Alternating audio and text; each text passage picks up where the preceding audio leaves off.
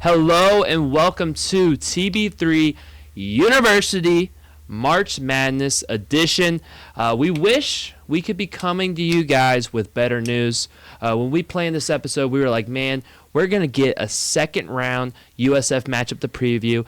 But unfortunately, you can't win when you can't make shots, and that's what happened. So we're going to talk all about USF men's basketball in the tournament, falling to Louisville today, 83-79.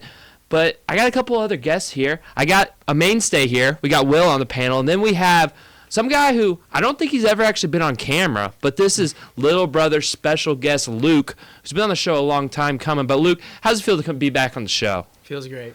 Feels great? Feels great to be back. How does it feel to be on camera?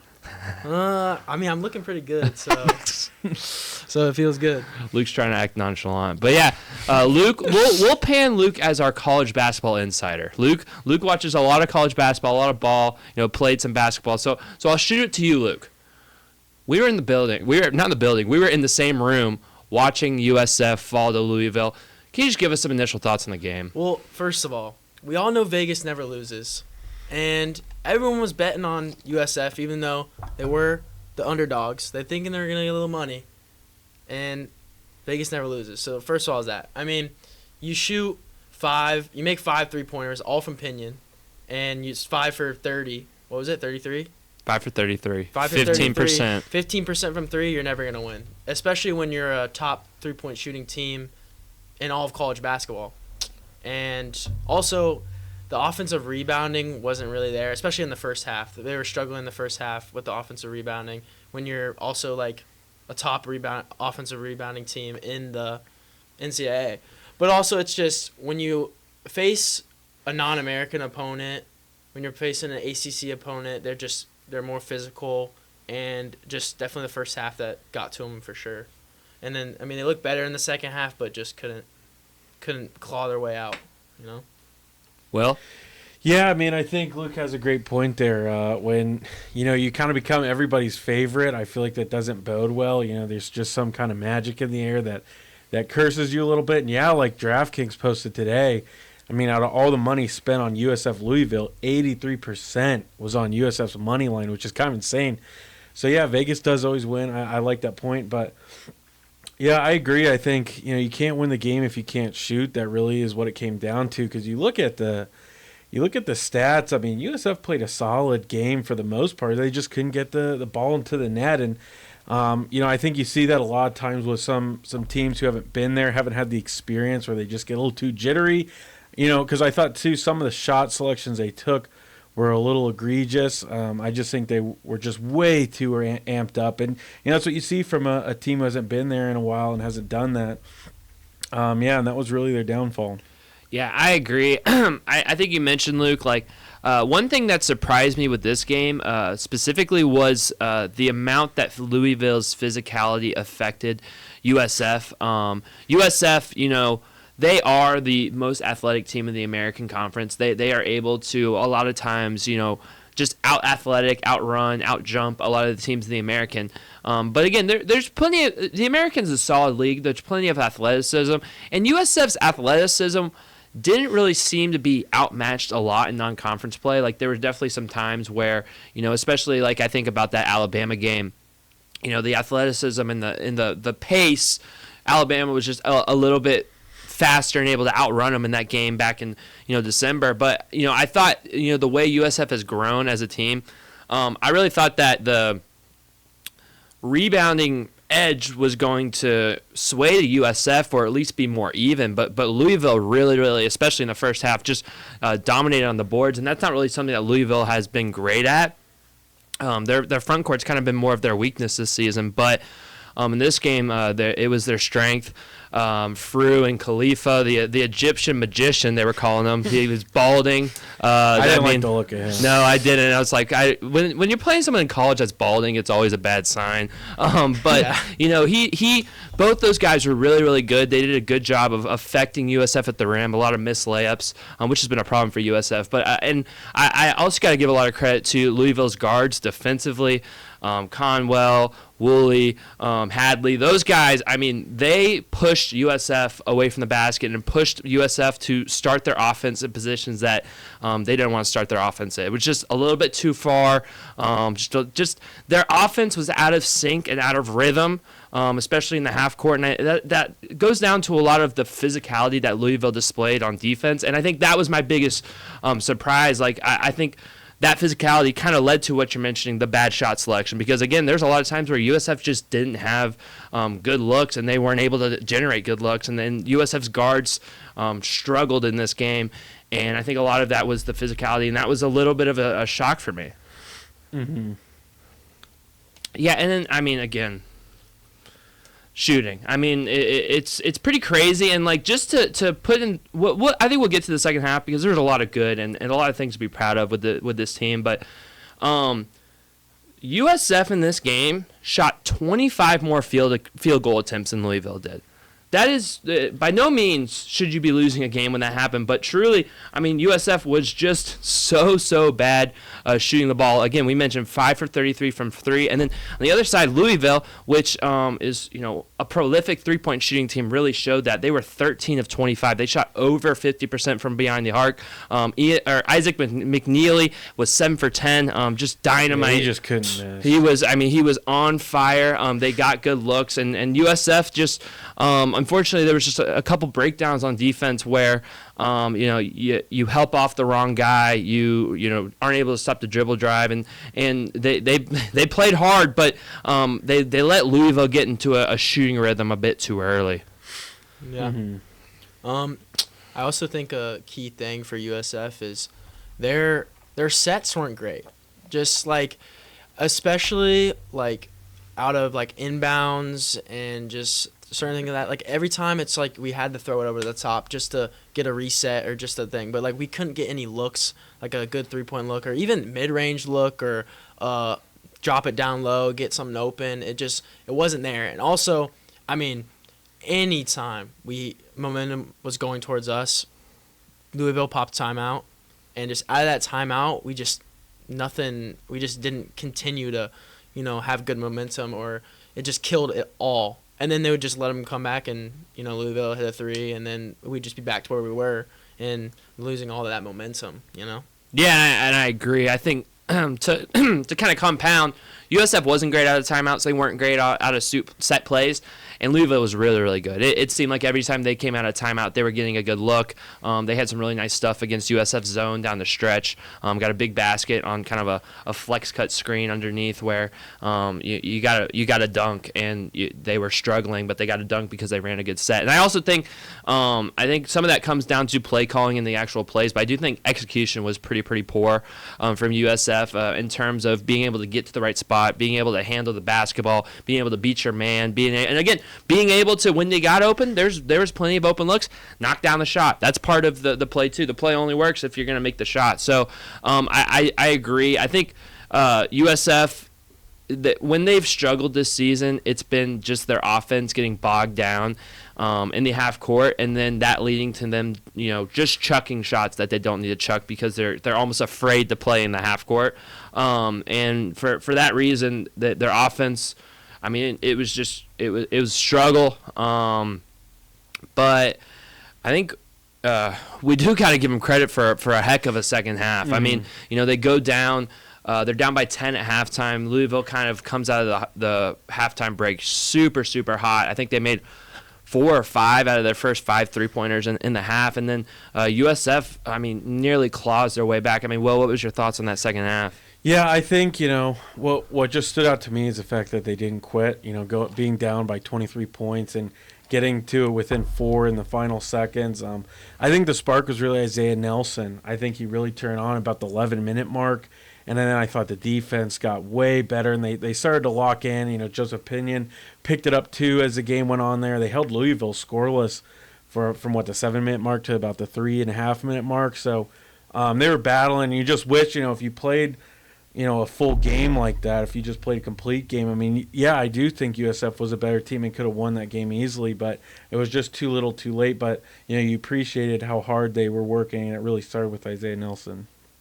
Yeah, I agree. I mean, you look from the 10-minute mark to the end of the game, USF outscored Louisville by 17 points. Mm-hmm. I mean, the press was super, super impressive. They, no pun intended, but the full court press was really, really effective. They had 7 steals in the second half. Lot of credit to Isaiah Nelson, like you mentioned. After the game, he said that we just don't have quit on this team, and they really showed that. I think it was really, really inspiring. They just played so hard, and they were so focused, and you could tell that they always, and they said this after the game, they always believed they had a shot to win. They always believed they were going to win. And even, like down 15 points, down 20 points, Isaiah Nelson is, mean mugging, he's yelling, he's trying to get his team fired up. And I really appreciated that. I really appreciated just the relentless effort. And I think that's really a good encapsulation of this team. Like this team has, gone through ups and downs. They struggle to start off the season, but it was never a question of how hard they were going to play. It was never a question of how connected they were. It was just shots weren't going down. But, I mean, they all season, and this is why they had so much success, was because they were so relentless in outworking the teams that they played. And that's something that's been a calling card for this team. And getting to cover them and be with them all season. Like, they always had that. They always had that effort, and I'm glad that a lot of people got to see that effort, because it is something truly special. Yeah, and then, I mean, Luke, any other thoughts on kind of the end? Maybe we can talk about Brian Hodgson for a second, kind of his future. Maybe defend Wes Ennis, too. On X and stuff? Yeah, because that made me mad. I see everybody talking about it. And it's like, again, what would you want him to say? Like, we don't think we're going to win. We don't think we're the better team. That got me really upset. And I saw a bunch of people, including people in the local media, maybe starts with a 9, 5 points. They were crowning him? I didn't see that. That's annoying. I saw a big figure tweet how they needed some humility after that loss. And, why would you not want to play with confidence? I don't understand that. We're soft. Generation's lost, man. I agree. I mean, Brian Hodgson defended him. He was like, I want to be with a guy who's confident. I want to be with that group. And I mean, Pat Kelsey was saying something about, like, one of the players said we went and took care of him a few years ago and we're going to do it again. I don't know who he was talking about. I don't remember that quote this week. I mean, obviously I remember the quote of Wes Ennis saying we're not underdogs.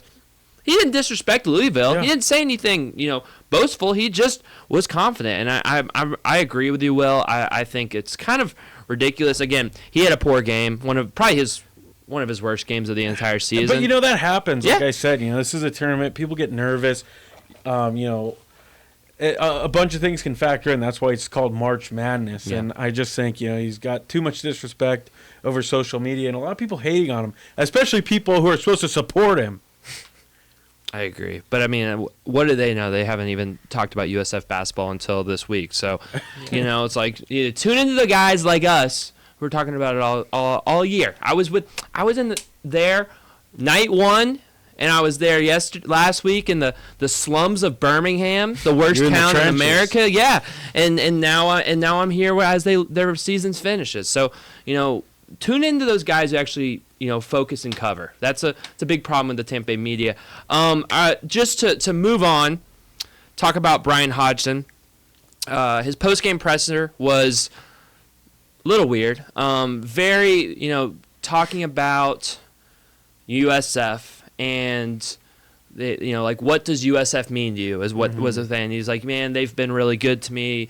They're good. It's a great university, stuff like that. But very much of a they thing instead of a we thing. You know what I mean? And that's kind of the verbiage that he used.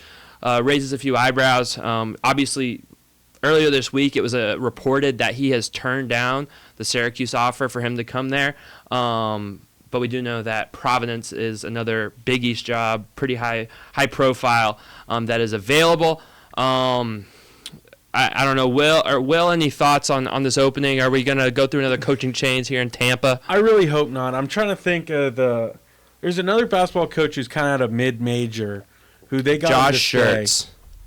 Josh Schertz at St. Louis. Yes. They were able to keep him, paid him a little more, and I think USF certainly 6 years, $20 million. And I think It's been reported, just to pig off, it's been reported that USF is willing to offer him a similar deal to that. So, yeah, we can certainly do that, and I think, try to keep him.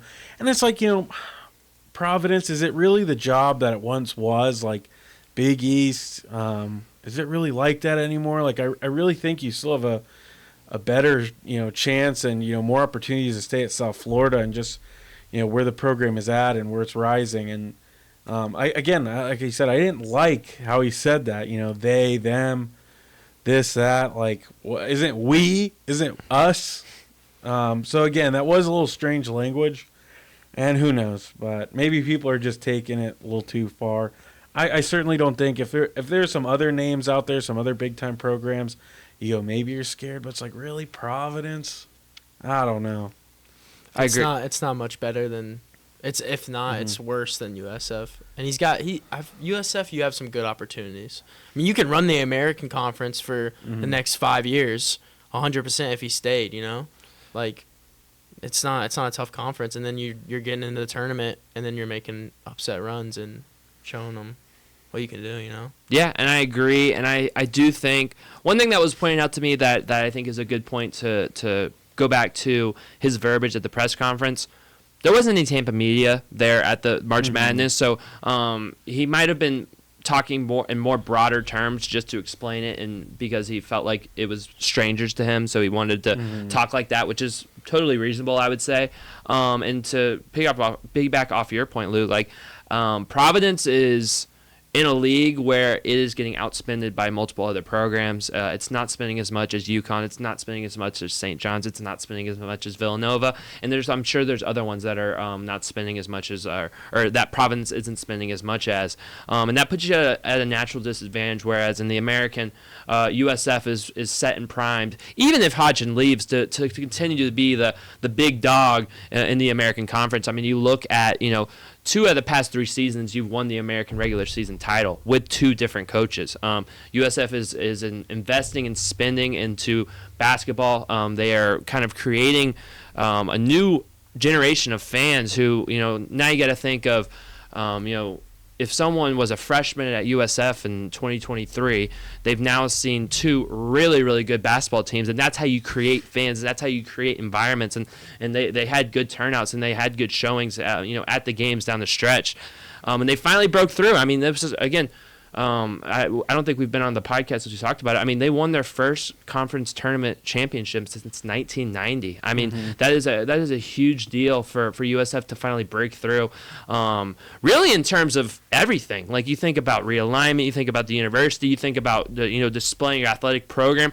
The fact that USF was able to break through and win that conference tournament is like huge for so many different reasons, but it also kind of stamps that USF basketball is a program to be reckoned with, and I do think Hodgson has a lot of potential, potential to really get better jobs than a Providence or Syracuse if he would stick it out for another year or two. I mean, you think about Kentucky, they don't seem to be very, very happy with Mark Pope. North Carolina, they don't seem to be very happy with Hubert Davis. I mean, there's plenty of other ones. I mean, I don't know. I think the wiser thing for him to stay, but with the verbiage and the way he was talking, I think it might be a thing. And he's also from the Northeast, which doesn't help in this situation. I do think it's very, very likely he's going to end up at Providence.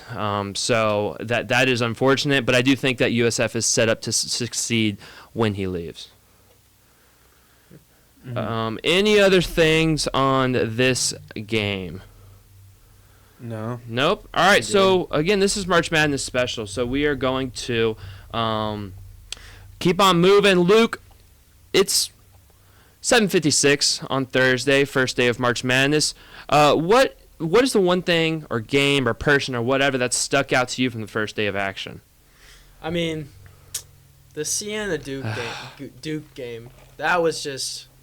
I mean, I was watching that, and I just was like, wow, Siena might win this game.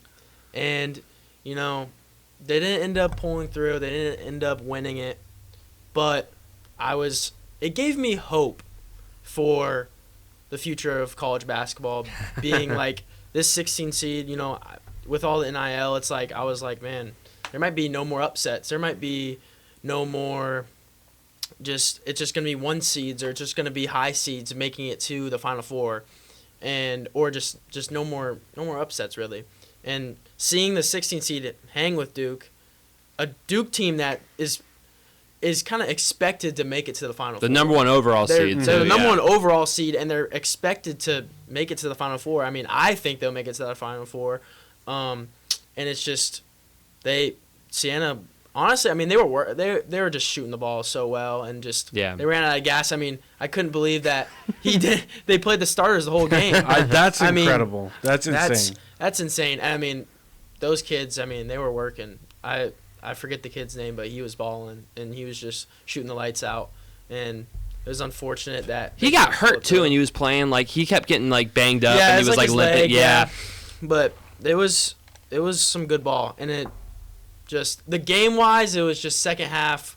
They stopped being able to rebound, and they were just hitting less shots. And Duke just took advantage of that. Yeah, I think Duke. They look like they have some issues though. I didn't like their offense at all. I felt like for a lot of that game, it was just hoping one of the Boozers made a play. Mm-hmm. They kind of figured it out towards the end, and then like Cam Boozer, he didn't. I mean, there's so many times too where like even the announcers are yelling, "Shoot the ball!" Like they look so discombobulated in that game. So I think they could be, somebody could knock them off. TCU, I mean, they were looking pretty good. Yeah. Cam Boozer's kind of got a little like Ben Simmons syndrome. Like he's kind of right near the hoop, and he's like looking to make a play for somebody else. But who was absolutely balling? Caden Boozer. He's been playing really well. You come. I watched them coming out of high school, and it was like, Caden Boozer was always in Cam Boozer's shadow. He was always seen as the worst player. I mean, he was a 5-star, but he just was always seen as the worst player. And especially at the start of the year, he played a lot less. And then, Caleb Foster, right? He went down. Yeah. And that's their point guard. And then Caden Boozer takes over. And, dude, the reason they won that game was because of Caden Boozer. He was hitting shots. He was making good plays. He was driving in the hoop. He played better than Cam Boozer. Cam Boozer was just bigger and stronger than those guys. But if they played that same game with a more physical team or a bigger team, they would have lost that game. Oh, 100%. Yeah, and TCU, I agree with you, Will. TCU is going to have something to say in that next round. I don't think Duke's going to play as poor of a game for sure. You mentioned them looking kind of discombobulated. I do think a lot of that comes back to not having Caleb Foster, and Caden Boozer's going to have to continue to get better and better and kind of operate that offense. But I do think maybe some of that for Cam Boozer is I almost said Carlos Boozer. For Cam Boozer is like he's almost like the offense is being run through him so much that he's almost being too passive because he's going to have to run the offense. So that's a big thing for Duke. And for them it could get as real as soon as Saturday when they play TCU. But I think going back to this whole conversation, like I think this was a good day for the upset, for the sport of college basketball. Like I think you get High Point, a really, really good mid-major team, a team that's been in the tournament the last few years, hasn't been able to break through, and they finally do. Their coach gives the whole speech of like how they need to be scheduled, that the best teams, you can only know if the best teams are in if they actually play in the Power Forward, which I agree. I think the metrics need to be adjusted. I think that there needs to be some sort of reward for these mid-major teams running through their league. I don't think it's fair that, again, we just saw, and another thing is like USF again was an 11 seed, and we just saw them almost come back from 23 points down in the second half. Like that's without another being able to shoot the ball. Exactly. It's like that's another good sign, and it's just these mid-major teams. The Miami Ohios, which was another good thing for basketball last night. Like these mid-major teams, like consistently dominate like their leagues, and they're playing really good teams. And these lower level leagues are not. They're not as good as Power 4 League, but they're pretty darn good. And like you can simply see that because where are all these Power 4 teams getting their transfers from? From those players that are playing in these leagues just the season before. And their basketball and football are a lot different. The drop-off between leagues and basketball and football is a lot less. So I think that was a good sign. I think it's a good reminder to the selection committee that again, if you have a 500 P4 team, they're just not as good and as consistent as a team that is, a 1, 2, 3, 4 loss team in a weaker conference. So I think it was good that High Point won. It was good that, Siena pushed Duke to the brink. I think it makes you feel good, and I think we're going to see, maybe even later tonight, but I think we're going to see more, upsets go through. Except for Nebraska. I kind of was like on the Troy bandwagon, but Nebraska absolutely mauled those fools. That was crazy. They might make some noise. They're playing Vandy. That's going to be a good game, Vandy and Nebraska. Vandy had a pretty tough day with McNeese. McNeese was balling for most of that game. McNeese is a defensive. That's what it was, but they figured it out. No, I think Nebraska and Vanderbilt on Saturday is going to be a heck of a game. Nebraska had like a full court or home court advantage. Their fans they all showed up. Yeah. I just can't believe it. That was the last, I want to say FBS, but like power conference team to get a tournament win. It's crazy. That's kind of crazy. It is absolutely never crazy. happened before. Because it's a rich tradition, a deep, like a historical school, and they've never won a game until this year. It's mind-boggling. Mm-hmm. It's like how bad are your athletic directors that you can't even win? No, like that's like, I mean, it's the same thing like when you look at like the Washington Wizards when they're just bad for years and years. It's like how bad are your owners that you're not able to win for? That's mind-boggling. Like serious, that's a Washington Wizards stray, I guess. But I don't know. And I guess moving forward, I hope no one from the Wizards is watching this. Any thoughts? So right now we got VCU and North Carolina live. Texas is up on BYU early. Texas A&M is up on St. Mary's early. We got another 8-9 St. Louis, Georgia, Kennesaw State, Nebraska or Gonzaga, which I think that could be a game to watch. Yeah. I think I'll be rooting. Gonzaga's the worst 3 seed in a while. Yeah, exactly. A long time. Exactly. And you know what? I'll be rooting for the Owls, man. You got AAR roots. And then Idaho, Houston, I don't think we're going to see anything from that. But then, just a lot of good games tomorrow. Will, are you going to any March Madness games in Tampa this weekend? Oh, I'd certainly like to. I'll look at the tickets. Are you guys going to go? We're going on Sunday. Second round. What are the tickets looking like? Because we got them for $195. You get two games. You get 2 games, but they got hiked up because Florida is in Tampa. If you guys did not know, fair, yeah. But that'll be fun. I am excited to watch some March Madness. But yeah, is there any like Luke? What was your like? You were doing your bracket. What was the one upset you had other than USF? Yeah, I definitely did pick USF, and it's like. We went over like TCU, Ohio State. I had them flip, but that's not really upset. Yeah, I'm talking. Yeah. I mean, I definitely picked Santa Clara, because Kentucky. I don't like them, and also they're just not that great. If they had their full team, maybe, but they don't have them. But they don't. Who else? I picked Troy, but that did not work out. That was rough. What people told me about Troy and what I actually saw on the basketball floor was a lot different. Yeah. I was thinking they were gonna be like super good offensively. They couldn't do anything. Mm-hmm. I just kind of this year I was away from the upsets. I kind of was just going. You had PTSD from last year. I was kind of just going really with the flow, like a lot of to be fair, I haven't seen a lot of these teams, Yeah. and it's like I'm thinking, I'm seeing things in like the High Point game. Obviously, they had the dude who's like Jack Golke, and he's an absolute sniper, and that turns out to be very true because that's how they won the game. But with a 2-pointer though, made that layup. Yeah, that's so crazy. But he still had like 12 points in the last couple minutes. But it's just like with all the NIL, it's like I'm just gonna think that these teams are going to come out strong. Actually, the Texas game, Texas BYU, is currently going on. Texas. I definitely picked Texas a few times because, SEC. SEC's built different. BYU's just been, they have AJ DeBalance, and he's a great player, but I feel like they haven't been too great over the last, they didn't do great in what are they in? Big 12? Yeah. Big 12. They haven't looked that great. And who's Kansas play? Cal Baptist. Cal Baptist. See, That's one that's been intriguing me. Everybody's been talking about them as like a strong upset team, and it's But Kansas is inconsistent. Like if Darren Peterson's off, like I do. The one that's been staring at me, I love those memes where it's like the Blade Runner, and it's like the and it's like how USF stares at me when I'm doing my bracket. But one's been staring at me is Akron, man. Right out the MAC. I was gonna say Texas Akron too, Texas Tech. Without JT Toppin, like. And Akron has some dynamic guards, so that was the one that kind of like I was pretty on. I wanted to take High Point, but I just thought Wisconsin was playing too good, man. They came into the tournament hot, but yeah, I think Akron was mine. See, I think that one's a USF situation. I think that one's getting too much attention. It's possible, and I think Texas Tech kind of has like something to prove. They definitely do. They don't have their best player. He's been out for however long.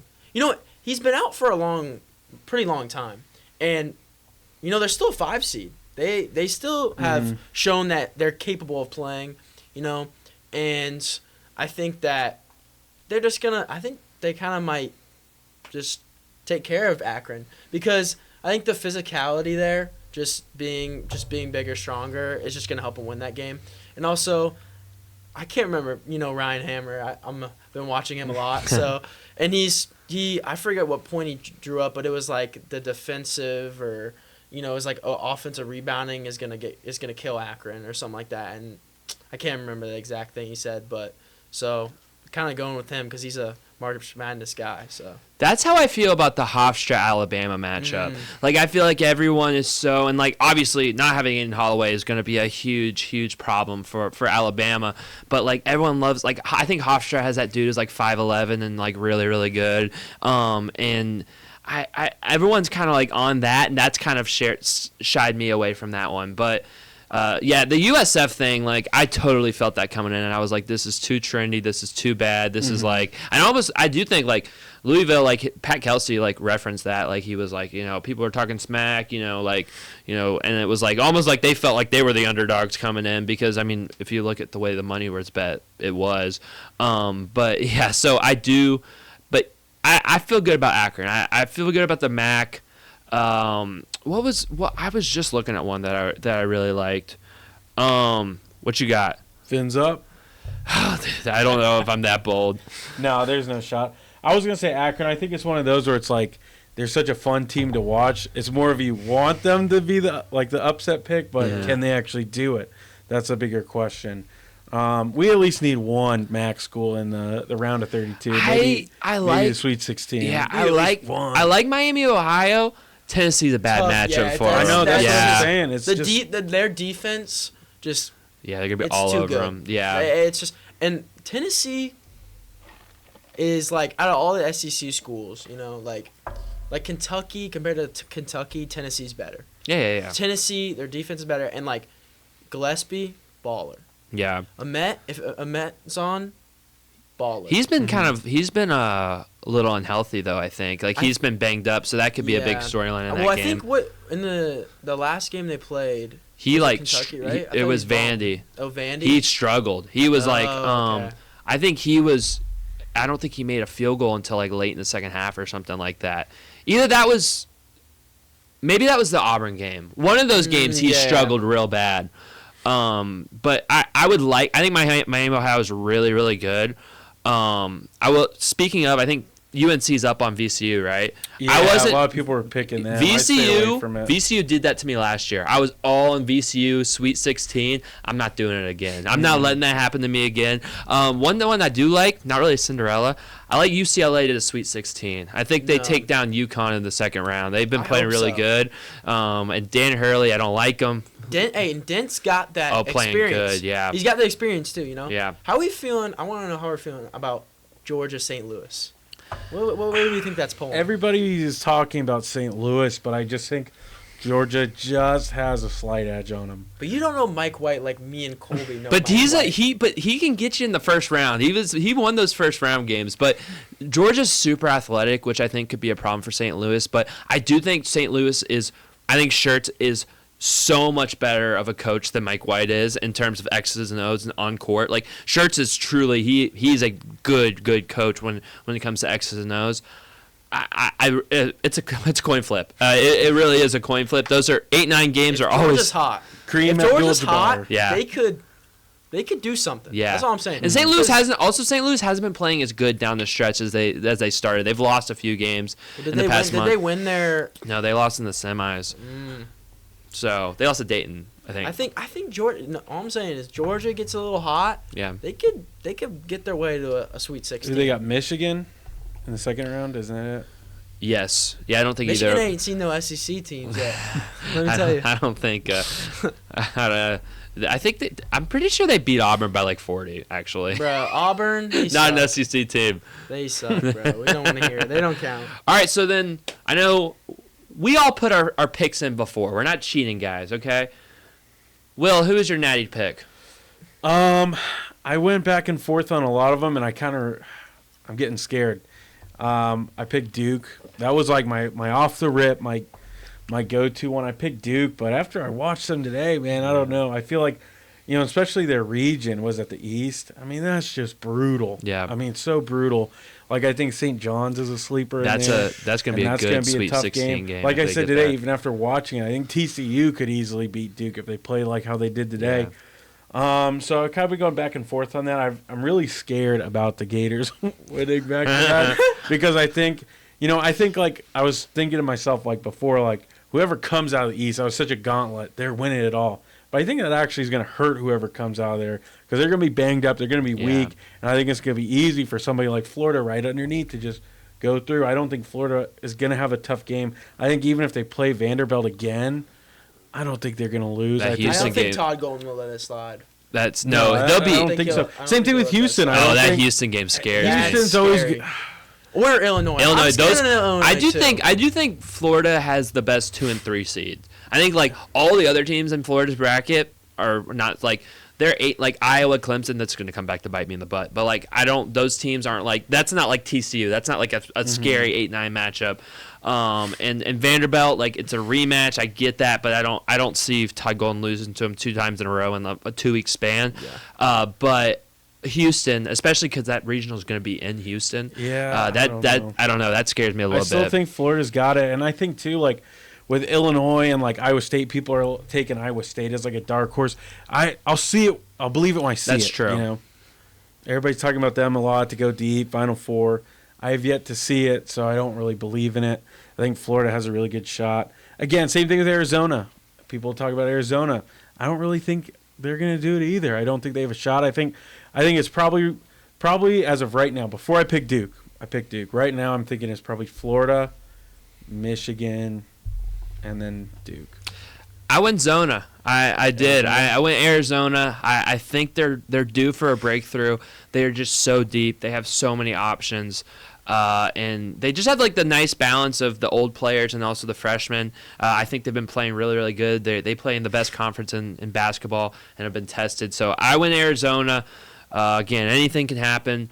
Feeling a little bit better about it after that Duke. I just can't bring myself to pick Duke. It's just something inside of me doesn't let me. But yeah, that was my pick. I hope the Gators go back to back. Obviously, you guys know me. I'm a Florida fan, but I just don't know if the guard plays good enough. So I went Zona. I want to see Florida do it back to back, but I picked Duke too. And off your point, they didn't look great today. But could be a wake-up I firmly believe that after this game, I think they might kind of dance their way to the Final Four now. Because I think that's going to wake them up. I mean, Isaiah Evans, first half, I missed most of the first half. Second half, dude started balling. Yeah. And, it just seemed like he wasn't taking the shots that he needed in the first half. And, I think he's seen them go through. He's seen a couple go through. So next game he's going to be more confident, be more ready to shoot, And like I said, Caden Boozer balling. If he continues to play like that, they're going to keep winning. Cam Boozer, if they just tell him, hey, go score more. He needs to shoot the 3-ball a little bit more. He's a good shooter, He's a too. good shooter. I feel like I said, he's got Ben Simmons syndrome. He doesn't want to shoot the ball, and it's like he can actually shoot the ball, unlike Ben Simmons. But he just needs to get a couple up because it's like if he makes one, then it's just gonna get him to step up, and then it's just barbecue chicken. Like, he's gonna go to work on anybody. He's the best player in the country for a reason. You know, he's gonna win the Naismith, and he's the best player. So that's why I just think. And I mean, their bench, they got Brown. He's a baller. I mean, he was in foul trouble. That's definitely what killed them also. And just, I don't know the white boy, but he can shoot. Yeah, he's a good player. He can He's a shoot. good player. He can do a lot. He can do more than shoot too. He's a good player. I just think they're gonna walk their way to the Final Four. But the Final Four is just, it can go either way, because Florida. The thing about Florida is obviously their front court. Front court's point guard, shooting guard, right? Or No, back front court's the forwards. Front court, absolutely, just insane. Yeah. No one can compete with them, and that's what's just is great for Florida, because the back court can play not great, but our front court can just keep us in the game, But if our back court is playing at any level above just if they're playing solid, decent, we should dance our way to at least the Elite Eight. Yeah. Where we have to face a real opponent. We got to face Houston or Illinois there, or maybe an upset happens and somehow something happens. But and the Houston matchup is just scary because it's national championship matchup, and it's just, you said it's in Houston, and that's gonna be rough. But I think the ones might just kind of go to the Final Four again. I don't see that. I think one of the ones are going. I think one of the ones will go. I don't know if I fully disagree or agree with. I think that St. John's matchup for Duke in the Sweet 16 is going to be a whaler for them. I also think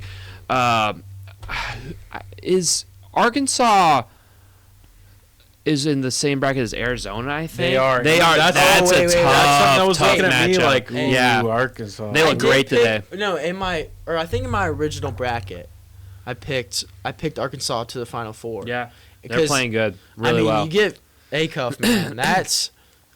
He's so good. I know Boozer is gonna probably win the Wooden Award, but if you're taking a player right now in college basketball, you're taking Acuff. He's playing so good. On the point of Florida, I do think for a potential back-to-back run, I do think losing the SEC tournament was actually a plus for them.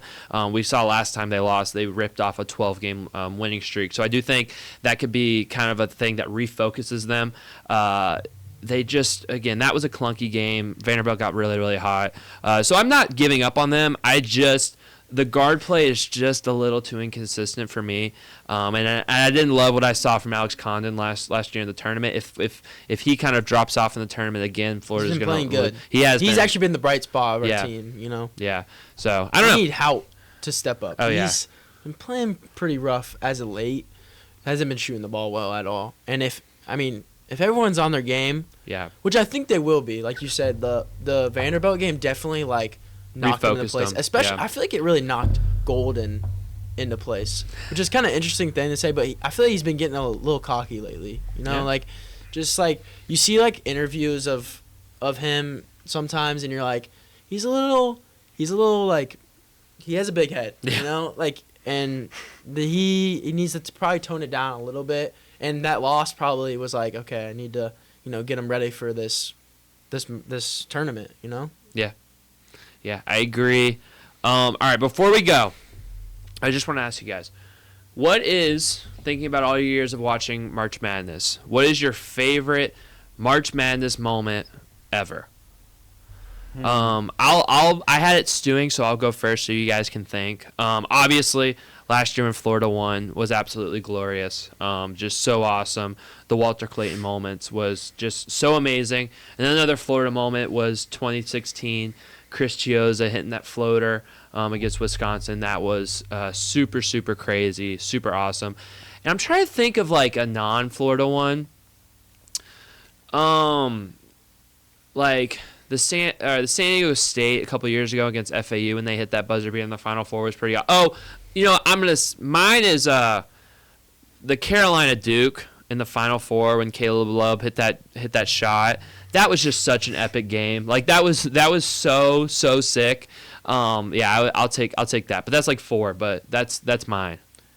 Yeah, I liked FSU beating John Morant. Yeah. That was a big game. That was a big game. I think I really loved the national championship, North Carolina and Villanova. That's such a good one, with like basically the double buzzer beaters. I think that was such a fun moment to watch. And can't ever forget about Dunk City, man. Florida Gulf Coast back in the day. That's like kind of one of the first times I started locking into college basketball, and that was such a fun team to watch. So those are probably my top three. Well, I mean, my top one obviously is like last year. Watching the Florida win it all. First time I in a while that I've had a key team I really care about. Win it all, and especially Florida, just been since I grown up. But a non Florida one that really I've cared about is I remember watching the Gonzaga UCLA game. Oh yeah, that was crazy. And, I remember really liking the UCLA team and just the players like Jaquez and Johnny Juzang and people like that, and then just Jalen Suggs just hits a half court game winner, and it was wow, that's just insane. I remember just watching that game and I was like UCLA's it was back and forth all game, Yeah. and then you just hit to half court and you're like, man, just you got to feel for those guys. It's just so aggravating. And then another one, trying to think. The Chioza one. Oh, so I was good. I was a young boy, but It was 1 a.m. and I was just running around our house, just it was amazing. Yeah. No, those are great moments. If you're in YouTube, comment down below your favorite March Madness moment. Comment down below your thoughts on USF going into next season. Will Brian Hodgson be the head coach, or will it be a new guy? So if you're on YouTube, hit the subscribe button, share this video with a friend, follow us on Instagram at TB3 Sports Talk, follow us on X. And yeah, thank you guys for watching, and have a beautiful and blessed night.